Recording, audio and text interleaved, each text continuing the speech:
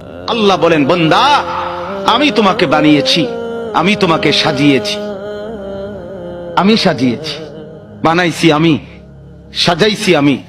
আরে বান্দা তুমি জানো তোমাকে বানাইতে গিয়ে প্রথম আমি রব্বুল আলামিন খাদ্যের উপাদান সারা পৃথিবীর থেকে প্রস্তুত করেছি। সেই খাদ্যের উপাদান বীর্যের ফোঁটা আকারে তোমার বাবার মধ্যে পৌঁছিয়েছি।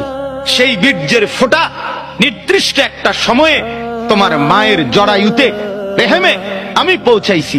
সেখান থেকে এক সামান্য ফোঁটা বীর্যের উপরে 9 মাস আমি আল্লাহ আমার কুদরতি হাতে খালাকতুহু বিয়াদিয়া, নিজের হাতে কাজ করে ড্রয়িং করে আমি একা 9 মাস তোমার মায়ের অন্ধকার গর্ভে আমি সাজাইছি, আমি সাজাইছি।